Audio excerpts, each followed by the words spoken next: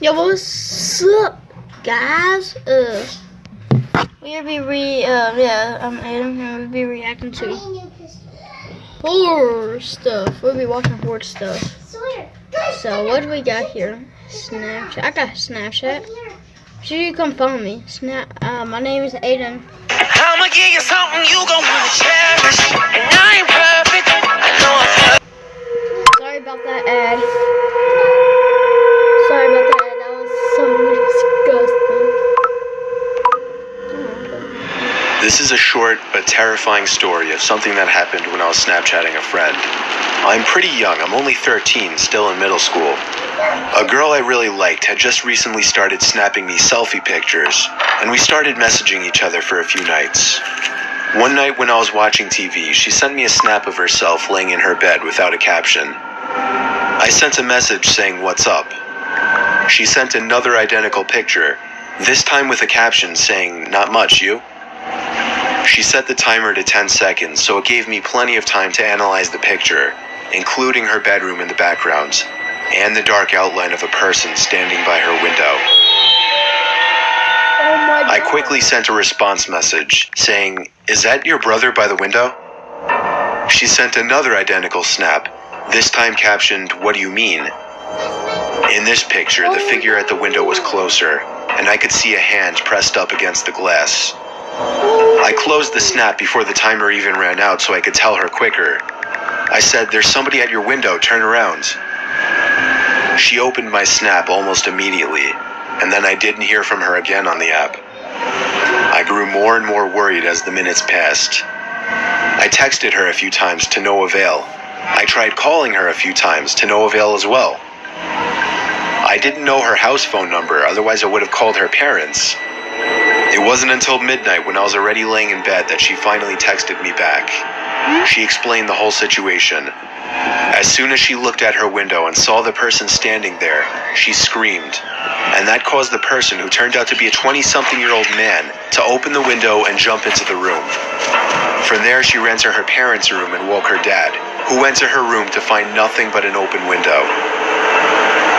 It wasn't exactly a personal story of mine, but it freaks me out nonetheless, knowing that the only thing that saved my friend from whatever could have happened was the fact that I was able to see the window through her selfies, unbeknownst to the creeper at her window.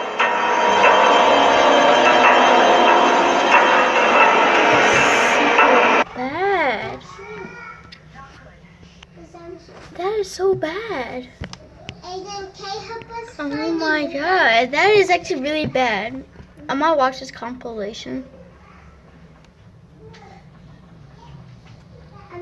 Because like, I don't want to switch. Oh my God, they all got a piece so bad. What do I do? Watch out! Okay. Let me do it. Oh my God, the last one was very creepy. Like. My name is Ethan, and I'm a photographer. Okay, if I was that girl, I would come now. Like. Trip last year with my wife to the Colorado mountains for an art project. My wife is also an avid skier, so she talked me into adding skiing into the trip. We had the option to book a room at a ski resort or rent out a private log cabin. The second one seemed more romantic, so I picked that one. Plus, it didn't hurt that it was cheaper. The cabin was nothing luxurious or anything. It was a single-floor, 4-room little thing. A 2-person bedroom, a small living room, a kitchen, and a bathroom. It may have been small, but the actual idea of being secluded in a warm log cabin during a blizzard was amazing. However, the storm was interfering with the Make sure to check out the YouTube video. I'm turning down. Make sure to check out the YouTube video. Well, not the video channel, which is Lama Arts. Make sure to check that out. First link. And link in the description. Like, my phone's like right here, and I'm using it to record. I can look at my own self. It looks like I'm looking that way, but I'm really actually looking at the phone. So yeah. Signal, so we didn't have much to do this one particular evening. It was just starting to get dark out at this point, but there was still a decent amount of light outside, so I thought it would be perfect for getting a few shots and videos in the blizzard for backgrounds and wallpapers. I I told my wife I'd be back within 10 minutes and slipped on my boots and coat. The moment I stepped outside and shut the door, I noticed footsteps leading up to the door in the snow that had blown under the wooden awning. I could see the prints doubled as whoever left them there turned and went the opposite direction. I was freaked the fuck out, but I wasn't about to go inside and scare my wife. I decided to give in to my curiosity and followed the prints to the right side of the cabin. Right away, I noticed that they led to the bedroom window. My heart froze in fear when I saw this. I could see my wife sitting on the bed using her iPad. She noticed me and I waved.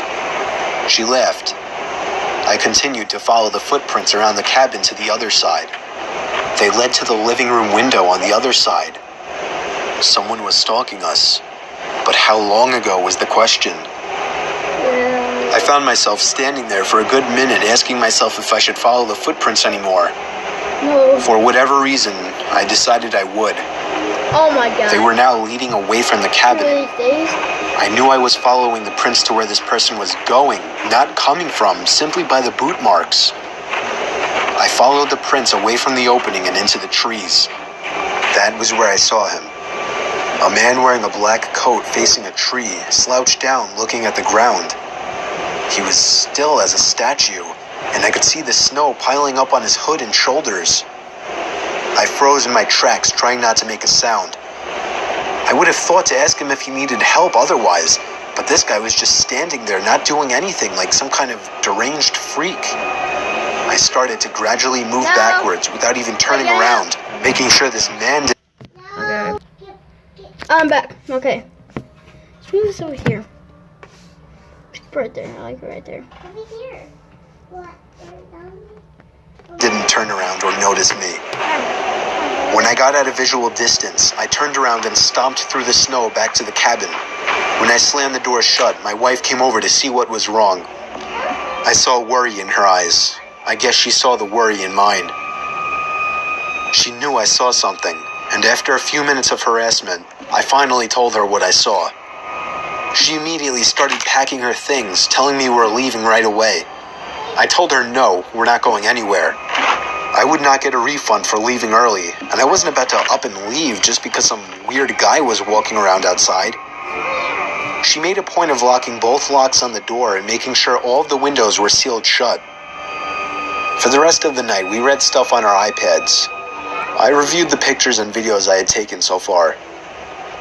We turned out the lights early as there wasn't much else to do. What if he's still out there? I remember my wife asking me. There's no way he's still out there, I then assured her. Listening to the wind blowing outside, along with the small flakes of snow hitting the windows, was strangely relaxing, and I knew I'd be able to fall asleep quickly. Except if it wasn't for the knock at the bedroom window. We were both still awake, and we both knew it was a knock from a person. I ushered my wife out of bed and out into the living room without turning on any lights. There was nothing to use as a weapon whatsoever. Our only option was to run before something might happen. I told my wife we'd have to forget our luggage and make a dash for the Jeep. We slipped on our boots and coats in the dark in a matter of seconds, and when we heard a knock at the living room window from the opposite side of our car, we took that opportunity to run. I pressed the unlock button, so grateful I chose to have remote locks on my Wrangler, and we hopped in. The car started with ease, and as soon as the headlights flashed on, the man was standing facing the log cabin on our side now. Not a window, just facing the wall of the cabin in the same position I had seen him in earlier, as if he were hiding his... You know what I'm wondering? This guy's probably addicted to wood. He's like, oh my god, look at this wood. It's so beautiful. Oh my god. He's probably just like... face. We drove to the nearby ski resort without much trouble in the Jeep. We stayed there for the night and went back the next day to the log cabin to collect our things we left behind. He wasn't there.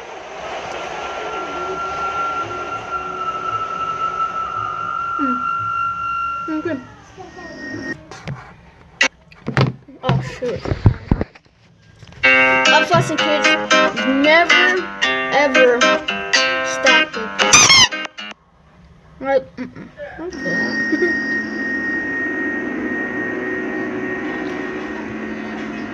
I'm 27 years old. I live alone in a rural town in Virginia, about 2 blocks away from my parents. My parents are both in their 60s, and my mom has become a very worrisome woman in her old age. Sometimes she walks over uninvited and lets herself in, since I had regrettably given her a key, which can get a bit annoying. Like if I would be out really late on weekends at a bar or with women, I would sometimes come home to my mom sitting in the living room waiting, worried sick. I know you may just think, oh my god, that's crazy, why not just put your foot down and tell her to stop? Well, because you don't know my mom. It's very hard to describe her, but she's the kind of worrisome, innocent little lady that you just can't bring yourself to go against. And I hate to mention, she also has mild dementia. Anyway, this was Saturday night. I think it was around 2 in the morning. I was at a nearby club with a group of college friends, really the only place to hang out in this boring town, and I was getting ready to head home. I said goodbye to all my friends and walked the 3 blocks it took to get back to my house. I walked up my front stoop in my drunken haze and dug my hand in my pocket for my keys. When I grabbed the doorknob, I realized it was unlocked. My mom was here again. I quietly opened and shut the front door, locking it behind me. I put my keys on the kitchen counter and found a note written in my mom's handwriting saying, "You forgot this at our house, next to the box of half-eaten cake my parents didn't want." I didn't see my mom anywhere, so I assumed she must have gone upstairs to sleep in the guest bed until I got back, which is something she would commonly do as well. Then I heard footsteps upstairs, confirming it, and that's when I sighed once again. 27 years old, almost 3 in the morning, and she still has to wait up and treat me like a child. I ran upstairs to check the guest bed, empty, along with all the bathrooms. I was afraid Mom was having one of her episodes due to her condition, so I ran to the phone to call my dad. After 4 rings, my dad picked up in a groggy voice, asking what the hell is the matter. After I told him that I heard Mom wandering around upstairs in my house, there was a short pause, and then he said, "That's not possible, she's sleeping right next to me."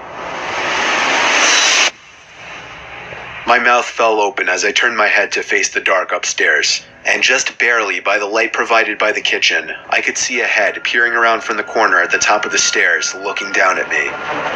I screamed into the phone as I ran out the front door and down the street to my parents' house, explaining to my father on the way. About halfway there, my dad told me, "Alright, I'm gonna call the cops," and hung up. I made it to my parents' house, where my mom was already waiting at the door, worried sick. My mom explained that she did come over to clean my kitchen a little bit and to bring over the cake they didn't want. 2 police cars pulled up in front of my parents' house, where they escorted me and my dad down the street to my house. 1 officer stayed outside with us, while 2 others went inside to investigate. It felt like 15 minutes before they came back outside and said it was clear. They checked the crawl space, the attic, everything. There was really nothing for me to report, other than the door was left unlocked and I saw the outline of a head upstairs before I ran for it. Still, I didn't feel safe sleeping in there that night, so I went back to my parents' house. Me and my dad are certain that my mom simply forgot to lock the door when she left, as her memory has been getting worse over the past few months. My dad has been stopping her from coming over alone from now on, which makes me both sad but also relieved. Some nights, I still get paranoid that whoever was in my house that night never left, and is still hiding in here somewhere.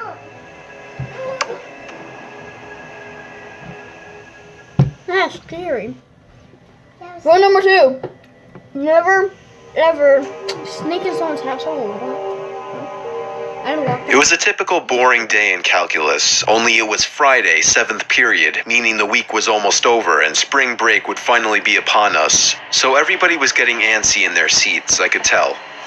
We didn't have a test that day like a lot of my friends did with their other teachers.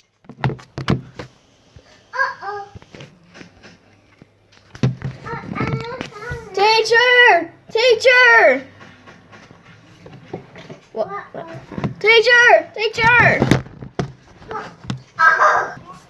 What? Ready to go. Fuck you. Go. Okay.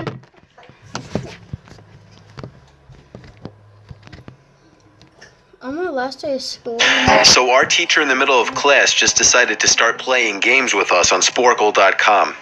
He was a very laid-back teacher like that. As we were doing some brand logo quiz on Sporkle, I remember the exact moment it happened. Right after my friend answered a question, I remember the exact answer too, Adidas. The dean's voice came through the loudspeaker. He sounded panicked and frantic as he told all the teachers this was not a drill and to go into lockdown. I actually got the chills and I got goosebumps on my arms as our usually laid-back teacher too seemed panicked as he ran to turn off the lights and ushered us to the back corner of the room. We didn't lock it. We all sat in silence for about 2 minutes, and then the usual buzzing that came from a panel in the back of the room ceased, indicating that the school must have cut all the power. We all looked at each other, realizing this must be serious. A few more minutes of waiting later, we heard a man screaming at the top of his lungs coming down the hallway. 2 girls in the class actually started crying, which made all of us even more scared. As the screaming got closer to the classroom, the lunatic-sounding man started banging on the lockers while screaming, "I'll kill all of you." It was at that moment that I started to fear for my life. My teacher shushed us as we all looked at each other to see our peers' reactions. The banging then moved from the lockers to our classroom door. And that's when one of the crying girls screamed no. The banging on the door only grew worse as the man started screaming, "Open up." 2 of the girls in the class were crying out loud now. It felt like an eternity that man was pounding at the door. But eventually, he finally continued down the hallway, screaming like a mentally insane person until we could not hear him anymore. I'd say 10 minutes later, though it felt like half an hour given the situation, the dean came back on the loudspeaker explaining the situation, which was surprising for him to do. He explained that some apparently mentally unstable person entered the building and assaulted the woman sitting at the front desk, causing her to flee the building screaming, and staff wasn't sure if the man was armed or not. Now, this was before the school had cameras or could afford proper security, so the school was wide open to something like this happening. The staff had done a sweep of all the hallways and classrooms and couldn't find him, so the dean instructed the teachers to resume teaching but to keep all the doors locked and to not let any students leave for any reasons. The most disturbing part, however, is that one of the janitors working the night shift found the man sleeping in one of the storage closets near the back end of the school, and according to rumors that were spread by my peers, sticking out of his pocket was a .44 Magnum. The janitor must have done something stupid to wake him up, for example, leaving the closet door open, because by the time a police officer could arrive on the scene, the man was gone. My entire class, as far as I know, to this day, has no idea if this man was ever found, but I like to think that right now, he's being given the proper help that he needs.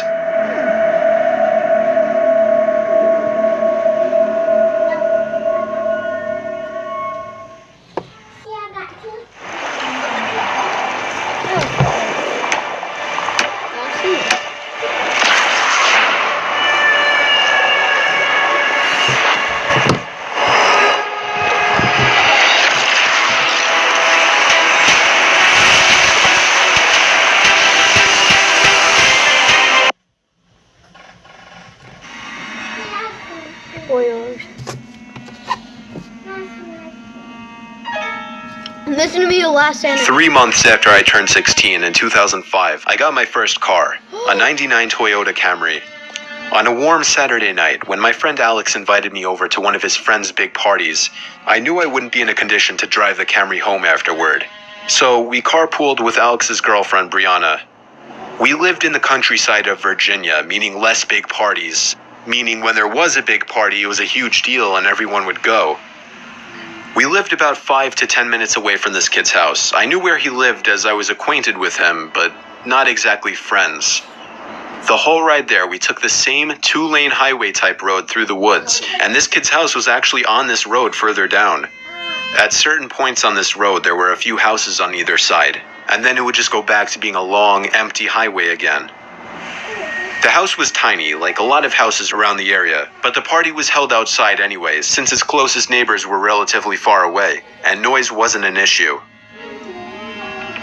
I'll skip most of the party up until the point that Brianna, who was supposed to be our designated driver, had to suddenly leave for a small family emergency. Alex said it was fine and that we'd find a ride home. Well, fast forward another few hours and another few drinks, and I could barely even walk straight. I checked my watch, and it was like 2 in the morning. I figured it was time to go. I started looking for Alex, but I couldn't find him anywhere. In fact, it seemed like everybody I knew had already left. I could barely even think straight, but I was still furious at the fact that Alex could have actually left without me. I asked to use the party host's phone and dialed Alex's home number. After 2 tries, I gave up and then realized I shouldn't wake his family up. So, literally not knowing what else to do, I dizzily stepped out onto the road and began walking back home. I knew this walk would take anywhere from half an hour to an hour in my condition. Maybe after 15 minutes of walking down the road, the slight shine of car headlights on the road was fading in from behind me. Jumping for joy inside, I lifted up my arm and stuck out my thumb. As the car neared, it slowed down and came to a stop right next to me. The man driving the '98 Ford Explorer rolled down the window and asked where you headed. I told him my house was just down the road and beyond a right turn, probably slurring my words beyond comprehension. He chuckled and told me to hop in. I thanked him and joyously hopped into the truck. I was exhausted, and I remember completely disregarding things the guy was asking me because I was so close to just passing out. And that's what happened. The memories of being in that truck turned to a fog, as I'm sure I passed out.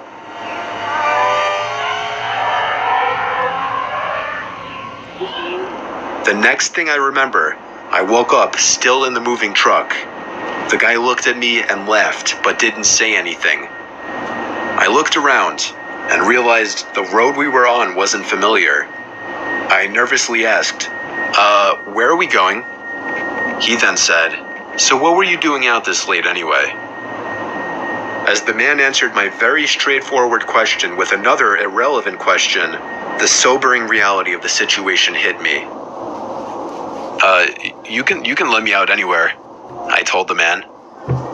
The man responded with a firm no. I felt like throwing up as he said that. No, I really actually felt like I was going to throw up. I started to gag as I felt more and more nauseous by the second. The man took his eyes off the road to look at me, and that's when I thought of the perfect distraction. I turned in his direction as I continued to gag, and he started to kind of lean away and slow down the car. Thankfully, I drank as much as I did because I finally threw up and made a point of doing it all over the man's lap. The man yelled in frustration and stopped the car, and that's when I took it upon myself to run for my life into the woods and duck behind a few bushes. The man came following into the woods with a flashlight, and on 2 separate occasions, he shined the light straight over me without noticing. Eventually, I heard his footsteps walk even further into the woods past me. That was when I ran back to his truck, but unfortunately, he was smart enough to lock it. By some miracle, I saw another car approaching in the distance, and I ran out into the middle of the street, waving my arms like a lunatic. The car tried to avoid me, but I wouldn't let it. They were forced to stop, and I yelled at them to help me before they came back. Once I told them that I was kidnapped by the man who was driving that Ford Explorer, the driver agreed to give me a lift. Not to the police station or anything, but to my house. I made it back safely, where I couldn't thank the driver enough. I immediately woke up my parents and told them. My dad wanted to know if I got his tag number, and then I felt like punching myself in the face. I failed to get the simplest information from the guy that would have allowed me to actually properly report him. All I knew was that he drove a faded blue '99 Ford Explorer. I made sure to give Alex a piece of my mind, and part of me always held a grudge against him ever since, just for abandoning me at a party without telling me. I haven't seen him in 4 years now, however, and this was actually the first time I even thought about this incident for almost a year now. As time goes on, even the worst of memories may start to fade. But after writing this to share with the internet, it's once again fresh in my mind. Wow. Oh, 4 minutes.